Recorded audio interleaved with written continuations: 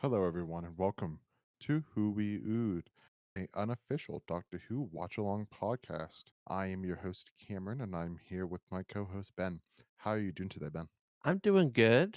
About the same as I was yesterday when we recorded the previous episode. So, Very rare for us. Usually we have like a week span, yes. but due to scheduling issues, we are recording these back to back. Oh, yeah. But things are good. Still playing Dragon Age, chipping away at it. That's about it. What about you? I'm doing fine. I started watching The Boys season 4, and it's very good. I don't know if it's going to be as good as season 3 because season 3 was really fucking good, but still pretty good. I need to keep watching it. I watched season 1 pretty quickly. Mm, Not quite binge, but pretty close. And then I watched episode 1 of season 2, and now it's like 3 years later. yeah, and it sucks because season 1 is the worst season, so it Really? gets better and better and better, Oh. especially with season 3. Maybe I'll have to give it another shot then. You We definitely do. seen Gen V? I have not, which now that the season's come back, I think I'm gonna go back and watch that. I haven't told you, but I've been playing a bit of. I got that Prince of Persia game, The Lost Crown. Oh, like the new one? Relatively new.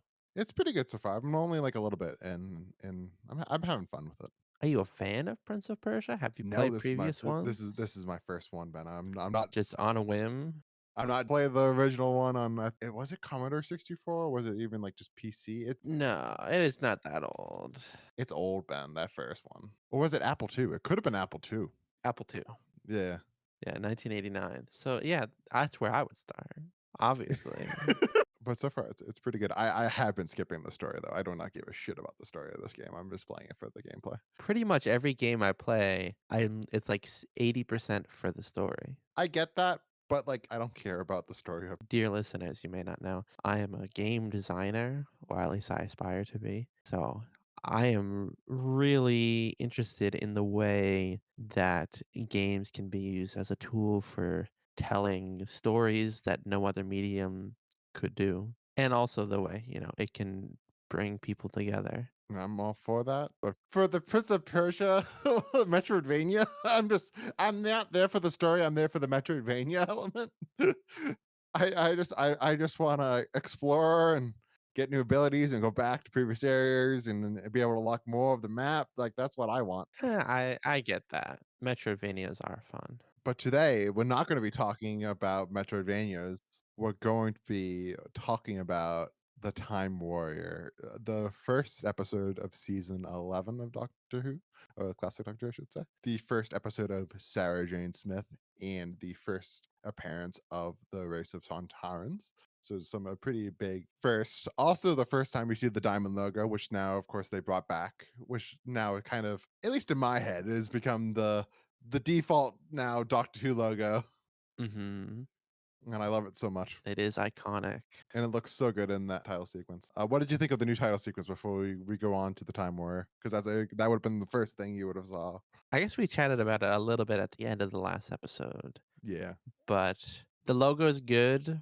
It's iconic. The new intro, I miss my swirls and stuff, that I've been watching for 10 years of television, sometimes in black and white, sometimes in color. Such a cool effect. And this just looks like random, I don't know. I get what they're going for, but I think after only having seen this one, I prefer the old one so far. I think that this one, it suffers a lot from being so similar to Tom Baker's one, and even having just the ending just be Tom Baker's opening. But then it's like I think they did improve a lot of the stuff with Tom's sequence. So I think that is just kind of, it's good, but it's not as good as Tom's. Is it really that different? The first half. The first half is completely different. I haven't. I don't know if I've ever actually seen it. No, I've definitely seen it, but I can't think of the differences. Much bright, like much brighter in colors. The blue really pops in it. Yeah, it's got more of like a rippling effect to it. And they learned not to, like, have it be, like, ripple off of Pertwee's body, but have it be of the TARDIS, which works better. Yeah, rather than him standing still, that Yeah, was just weird, and then you go through it, through the hole he leaves behind. yeah. It's better to just have Tom pop up for a second, and then he's gone. It's a big improvement for Tom. So the credits wise, this was directed by Alan Bromley, who goes on to do Nightmare of Eden. We're not going to be seeing him for a couple months. And then, of course, it's written by Robert Holmes. It is his second time of introducing a companion for the Third Doctor.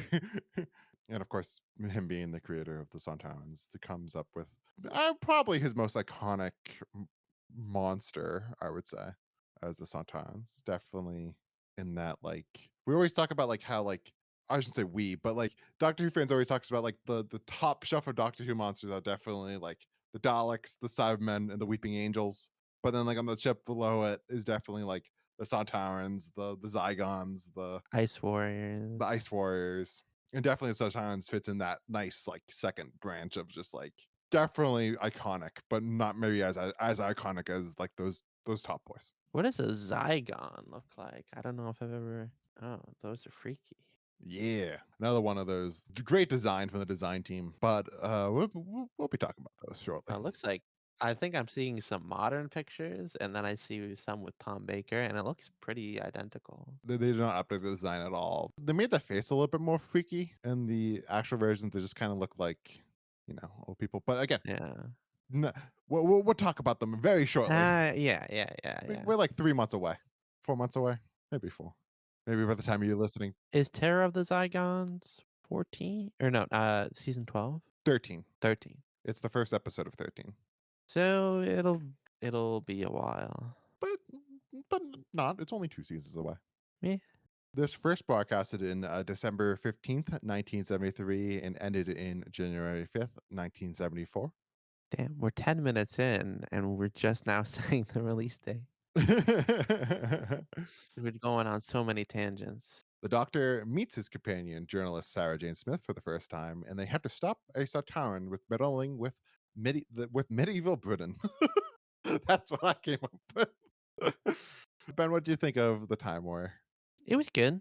Sarah Jane Smith as a character is really interesting, and pretty much immediately setting herself up as a very different kind of companion than Joe and many other companions. Yeah, Lynx, the Santaran in this episode, is pretty interesting, as well as just we're going into the species as a whole for the first time. So those two things are both very interesting. The kind of story that surrounds that, where it's like a bunch of medieval guys screaming and shooting arrows, didn't really do a whole lot for me. But Sarah Jane's great, and Satarns are interesting. What did you think? I love this story. This is one of my favorite Pertwee stories. Really? I love it so much. I think this is one of Robert Holmes. This is him kind of in a way. This is the first modern historical. We've had like sometimes in the past science fiction elements in historicals. Like I think Evil of the Daleks is an example. Have we had any kind of historical settings in Pertwee's run? No, this is the first time, except for maybe the Time Monster. I mean, I guess, yeah. Like that's why I said maybe. I Like mean, Atlantis is in the past. a ancient civilization, I guess. But you're only there for like an episode and a half. Yeah, so I wouldn't really count that as a historical, but this is definitely a historical, and they definitely Robert Holmes reinvents it in a way that I think is fantastic. I love Link so much. I think he is the best Huntaran that they ever did. Oh, geez. If it's all downhill from here, Oh yeah, damn. and I love him. I love the design. I think this is the best that the Sontarans has ever looked, in my opinion. I love it so much. It just looks too much like a corpse that's like decaying. Yeah, The mask doesn't quite fit. you don't think it quite fit? I love it. I don't know. It looks bad, but in kind of an interesting way. I disagree. I think it looks so good. I think that this is one of Holmes' best scripts. I think that the dialogue here is fantastic. Oh yeah, for sure. I remember one time Russell said in an interview that like Robert Holmes is very underrated for his dialogue. Like if he wasn't writing science fiction, he would be highly regarded with his dialogue. And I think this is one of those episodes where his dialogue really shines. I loved a line in Pot 4 that I wrote down. There's a couple that I should have wrote down. But one that I wrote down was when like the person that was in charge of like the maids and like the cooking, the lead female of the castle said the line, "For the life of me, I can't see what's wrong with a good old fashioned broadsword." I love that line so much. And there's so many lines like that that Holmes is just having so much fun just making witty ass dialogue. Oh yeah. I wrote down the doctor was described as a long-shanked rascal with a mighty nose. Like that's such good dialogue. I love Iron Gron as a character. I think he is so fun. It's a good parallel to the Sontaran that is very much like always loves war and wants to go into combat no matter what. You have this character that's kind of how would you describe it? Similar but different. Yeah, similar, but also much dumber than the Sontaran. And his goals maybe are not as grand as the Sontaran's goals. But I think that they have a great relationship in this story. I think that one of my only flaws with this story is that I think by pot four, it does lose some momentum. That it kind of goes like, all right, especially in pot four when they leave at a point the castle and then like, oh, we have to go back again. It's like, okay, Yeah. we didn't need this. There could have been something else interesting happening here. But I think in throughout the majority of it, I loved it. But I'm a whore for Robert Holmes' scripts at this point. Mhm. I love his vision of Doctor Who. Moffat is very similar to this in New Who. He shoves like 30 ideas into his stories and just it's just overloaded with like idea after idea after idea. And I find it so interesting. And the Subtaran is one of those examples that the Sotarans themselves have so many ideas baked into it. Mhm. And then you have the whole aspect of him like fucking with the time and bringing the 20th century scientists back into medieval times and just like oh I love it. I could ramble, but I love this story so much. But I think we definitely gonna have to start for our first bullet point that we should discuss. We definitely should start with either the Sontarans or Sarah Jane. What do you want to talk about Let's first? do Sarah Jane. What did you think of Sarah Jane as a companion, Ben? I liked her. I think coming right off the heels of Joe, I still need a little convincing, but I think she's promising. And I'm sure you have more context about her in the future. So you might already be on board. I'm still hesitant, but I think it's promising. You know, she immediately as like I said, immediately establishes like I'm not serving you damn coffee, which is a trap that so many women have fallen for before. You know, she's a strong, independent feminist who's not afraid to get shit done. Yeah, I can see how she could evolve into a character that has like her own whole spin-off, Yeah. multiple spin-offs technically. I would just say that, like, from this first episode, I love the idea that they had of not having it be a story where they work together from the outset, having her be a little bit hostile to the doctor and thinking that he was behind the whole scheme at first. Yeah. I think that's a great element to this story of having a great not element to the story, but like a great way for us to get introduced to this character. It gives her a lot of I want to say like credibility to the audience, but like you can tell that she definitely has a lot of like she's definitely a strong character by that Yeah. point. That she is independent. Yeah, it's been a while since we've had a companion that isn't immediately on board with everything the doctor's about. But, like, not even like the kinda have it be more the Ian and Barbara situation where she isn't, like, kidnapped, but she isn't aware of the scenario when she goes into that box. She has to put the puzzle pieces together of, "Oh, I am in the past. Then what is going on here, and who is this doctor?" It's a great way to introduce us to Sarah Jane, and also would be a great story to introduce somebody to classic Doctor Who. Yeah, I could see this being like an introduction point where like, you know, the doctor's explaining like, "Yep, I'm a time lord. I can travel through time in the TARDIS," which he's just saying right away. First episode, Mm. Joe had to like and Liz had to find that stuff out. I guess when you accidentally take her back in time, then you kinda have to come clean. But yeah, I think I'm gonna appreciate having her as a companion. More of a Jamie or an Ian kinda companion. Yeah. but now a woman but a woman, yeah. Someone who's gonna be, like, action-packed leading lady rather than just a sidekick. that will fight against the doctor and not do everything that the doctor tells her to do. I would say also, like, I love just even in this one, she's Elizabeth Sladen has a great talent of like asking the doctor questions.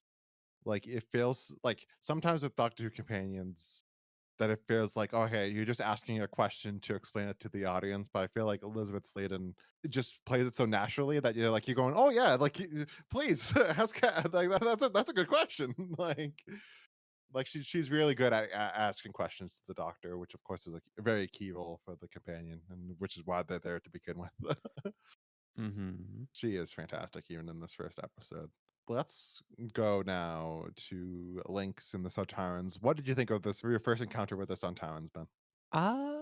Interesting. Kinda a warmongering people with big dome heads, Mm, which is a very unique and interesting design choice. Even get little hints as to what's going on in the greater world, the war with the Routons, which there's a big Finnish audio series about. yeah. The makeup for this one is a little freaky. I think personally it looks great. Like it's like it got like stitches in the side of the mouth. We'll talk about it later, but like that reveal of the face is one of the best cliffhangers of the show. I love his entrance in part one. Just to start there, that of him landing down on Earth and him putting down the flag and the flag shooting open the two sides. I watch that opening bit so much. I love it. Mhm. And like just the music cues and just him taking over Earth is just it's the perfect sense of he's playing it straight, but it's kind of funny. Yes. Which I think is that's a problem with sometimes some future appearances of the Suntarans that they play it too much for humor because it is kind of goofy and silly the Suntarans. They turn more into like a comedic relief, do they? And yeah, oh yeah, they do. Really? You could picture it though, because it's like they have the one weakness in the back. Oh yeah. They're only thinking about war. Like, like they can't see sex. Like it's just like there's a lot of things for comedy there. But yeah, like I think that this is one of the best versions of the Santans. And I think probably the best just because this is the most serious interpretation. And I think that I don't want you to look it up, Ben, because I know you're gonna. But the future Santans don't look this good in the classic show. I They already look did. really. You already did. They look bad. The one, especially in the two doctors, look really bad in my opinion. Ooh, that's not good.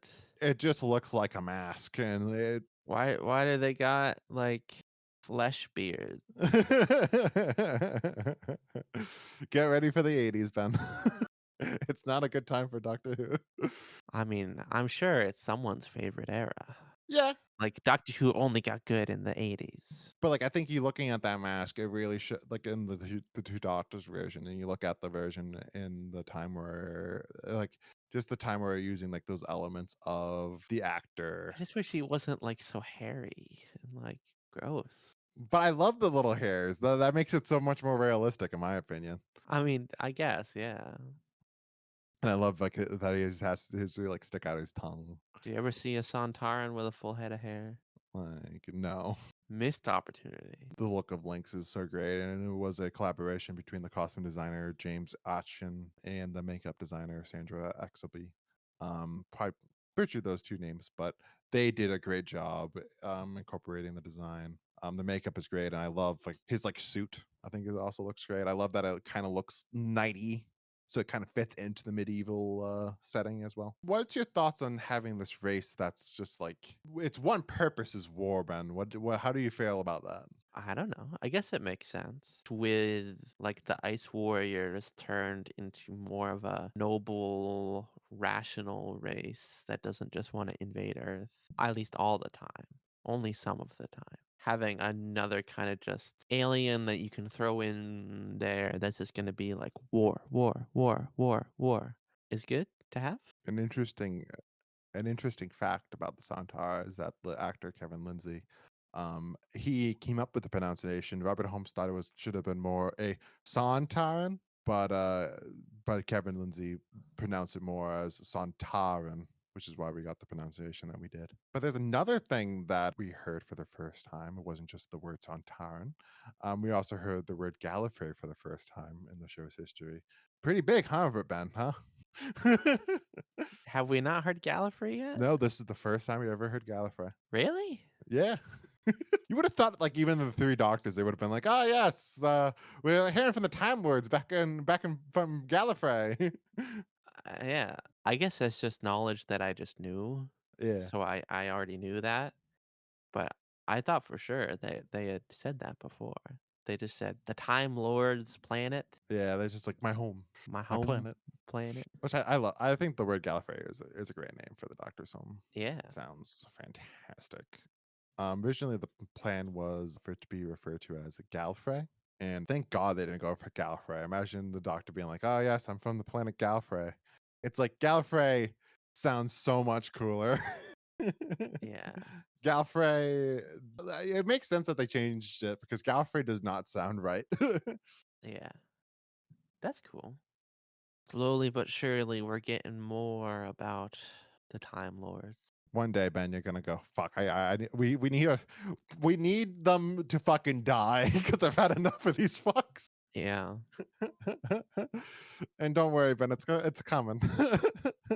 The Time War with the lone survivor of Christopher Eccleston. But yeah, the timelines kind of suck. But that's for another conversation. So we have basically our main side character, and this is Iron God. And there's also Rubish. Oh, Professor Rubish. Yes, yes, yes, yes. Iron Gron's kind of sidekick, Blood Axe.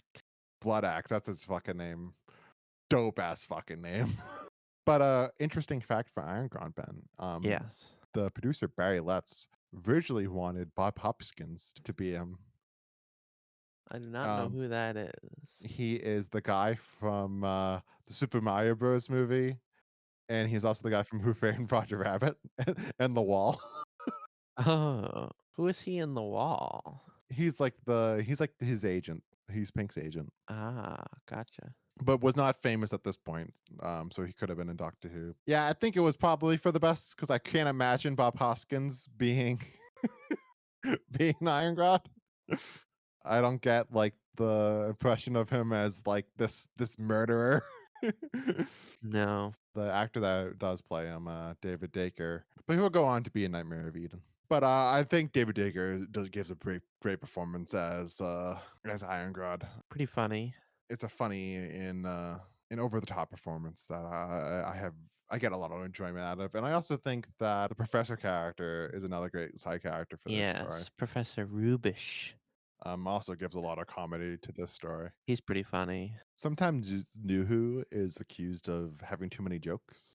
And I feel like the one episode, The Time Warrior, is a perfect example of like the show's always has been filled of comedy. Oh yeah. Another famous person that's in this is Hal, the Otter character, played by Jeremy Bullock. Does that name sound familiar to you, Ben? Not at all. He's in another famous science fiction franchise. He is in Star Wars. Plays the role as Boba Fett. He did not voice him, but he played the character Boba Fett in the original trilogy. Okay. Another suit actor before he was famous.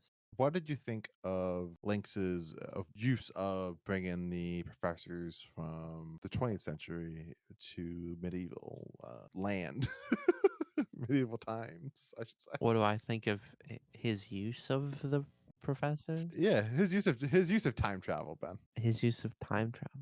It's something. Um Interesting, I guess, why he couldn't just go forward. Why did he bring like a dozen people back? I think he does say that like it only allowed him to go up to the 20th century, so that's why he did the 20th century. Yeah. But like why didn't he himself just go there and stay there? Well, like he couldn't bring a ship there. Don't be like I I guess. irrational. I don't know what I was thinking. He needs a ship, Ben. He needs a ship. But yeah, I think it's a great element for the story, and it's a great way for us to be able to have a reason for the Doctor and Sarah Jane to go back in time together to continue this mystery of the scientists going missing. There's a great line of just like the Brigadier going like, "I need all my eggs in the basket."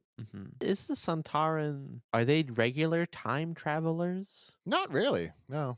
So, like, if this is like the Middle Ages, what are the Sontarans up to in the 1970s? Well, that's a dumb question, but you know what's going on. Fighting the Rutans? They're just fighting the Rudens always. Like that, it's a war that never stops, man. They're always just fighting. They're always fighting them, and it's just no one makes any progress in that war, man. They're just always fighting. Really? Oh yeah. Do we ever see the Rutans? Yes, we do, Ben. Yes, we do. I'm not going to spoil it, Okay. but you're going to see them soon. You'll probably spoil it for yourself one day, and you're going to go on on Todd's wiki, and you're going to go Yeah, that's me. But interesting fact about this episode, Ben. Holmes did not want to write a historical at first. He thought the historicals were boring and wasn't interested in writing one. But then the Terrence Dicks convinced him to do it because of adding that science fiction element of the Sontarans and then having the medieval ages. He thought that I can do that. But the interesting thing is that he will later give Dix will write a script for when Robert Holmes becomes the script editor, and he'll give him just the location of a lighthouse to work with as in a historical setting and the horror of Fang Rock in season 15. So look forward to that. Oh, I will. I guess it was a good change of pace to have a historical one. Oh yeah, definitely. I'm trying to think, did we even get, aside from like the Highlanders, did we even get like a second Doctor historical? Kind of Evil of the Daleks, which is what I said before. Like that one kind of is a Yeah. science fiction historical. Kinda in a way, War Games. But then of course War Games is not. No, it's not even really the past though. It's kinda, you know. Kind of. It's less of a historical than evil, Yeah. but also kind of more of a historical. I very much enjoy this story, and I am looking forward to you seeing more Robert Holmes in the future. Yeah. So Ben, I think it's time for us to talk about cliffhangers. Yes. Did you write down the cliffhangers this week, Ben? I always do. So walk us through, Ben. The first one is Lynx steps outside, removes his helmet, and the Doctor sees his face. Definitely the best one. Oh yeah, it's one of the best of the whole of classic Doctor Who. It's a great Really? You'd go that cliffhanger. far? Oh yeah, because it's a great reveal, and it's one of those ones that's you could imagine kids at the time freaking out of the reveal of the mask that Oh, yeah. that's under the mask, and that would have gave like especially very little kids nightmares. Like you could just picture that, and like that would have been the talk of the town. I can picture it. The second one is the Doctor and Iron Ground's people are running around. He stumbles, and Iron Ground raises his axe to attack. Third one is Doctor offers to help Lynx in exchange for sending the people back, and he says no and shoots him in the face. Which of course both have the scenario has the symptom that you always talk about of quickly resolved in like the first 5 seconds in the next Yeah, episode. Yeah, first one, definitely the best one. definitely. So what would you rate? Actually, before we move on to the rankings and ratings, Ben, what would be something that you would prove? What would you change to make the story better? That's a good question. I know it's kind of the whole conceit of the episode, but if it wasn't a historical, I think I would like it a lot more if it was just like he crash landed in modern day. Although, but then you don't get the stuff with like Sarah Jane being accidentally being taken on a TARDIS ride. Yeah. I don't know. I like real modern people more than just like dirty peasants. I don't know. Aside from that, I don't know what I would change. Personally, I already mentioned it before, but like I think that the fourth pot I would change. I think that needs to have a more constructed third act overall. Like I would have wanted maybe have more of a focus of the Doctor, like in Sarah Jane, and them like doing that push to like the bad castle, Yeah, Iron Grand's castle. Iron Ground's castle. Had that really be the 3rd act and not have us go back in that pod. And then immediately going back to Irongon's castle. And then also, I'm not a big fan of that scene where the Doctor tries to pretend to be, like, that, robot Yeah, for Iron Grand's army. I don't think that was the greatest scene in the world. I would have probably deleted that and had that be a much more like a suspense sequence of the Doctor and Sarah having to do something to like having it be more of a suspense sequence where they have to like sneak around the castle and having to execute their plan or something like that. I think would have been a much more stronger 3rd act. I would agree, yeah. The Doctor's plan is kind of foolish. So Ben, what would you rank and rate this story? Let's see.